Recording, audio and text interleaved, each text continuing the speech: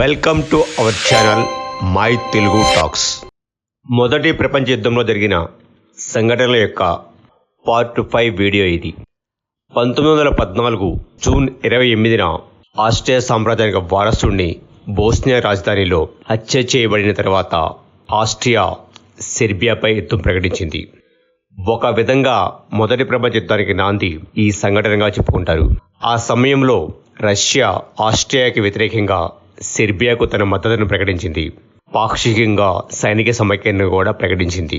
Triple alliance కూటమి సభ్య దేశమైన ఆస్ట్రియాకి మద్దతుగా జర్మనీ రష్యాపై యుద్ధం ప్రకటించింది.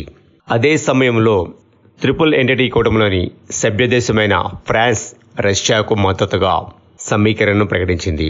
బ్రిటన్, రష్యా మరియు ఫ్రాన్స్తో చేసుకున్న ట్రిపుల్ ఎంటిటీ ఒప్పందం కారణంగా 1914 ఆగస్టు 4న బ్రిటన్ జర్మనీపై యుద్ధం ప్రకటించింది. ఆగస్టు 6న ఆస్ట్రియా కూడా రష్యాపై యుద్ధం ప్రకటించింది. ఆగస్టు 12న బ్రిటన్, ఫ్రాన్స్లు కూడా కలిపి ఆస్ట్రియాపై యుద్ధం ప్రకటించాయి.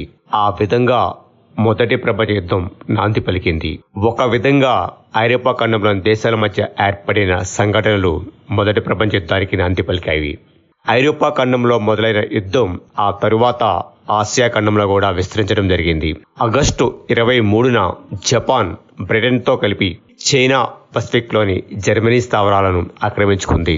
జర్మనీ, ఆస్ట్రియా ఒకవైపున, బ్రిటన్, రష్యా, ఫ్రాన్స్ మరొక వైపు నుంచి యుద్ధం ప్రారంభించగా ఆసియా నుండి జపాన్ కూడా ఆ కూటమికి మద్దతుగా జర్మనీపై యుద్ధం ప్రారంభించింది.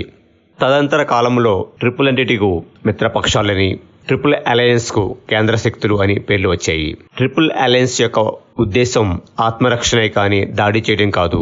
ఈ కారణం వల్లే 1915 వరకు ఇటలీ యుద్ధంలో పాల్గొనలేదు.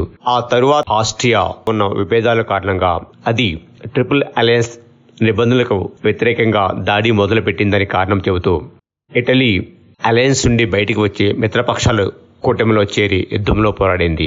అప్పటి వరకు ట్రిపుల్ అలయన్స్ తో ఉన్న ఇటలీ జర్మనీకి వ్యతిరేకంగా మిత్రరాజ్యాల కూటమిలో చేరింది.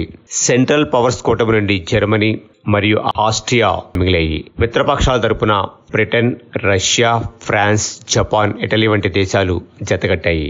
ఆ తరువాత జరిగిన పరిణామాలను మరి ఒక వీడియోలో వివరించుకుందాం. ఫ్రెండ్స్, మీకు ఈ వీడియో నచ్చినట్టయితే లైక్ చేయండి, షేర్ చేయండి, మీ అభిప్రాయాలను కామెంట్ రూపంలో తెలియజేయండి మరియు మా ఛానల్ని సబ్స్క్రైబ్ చేయండి.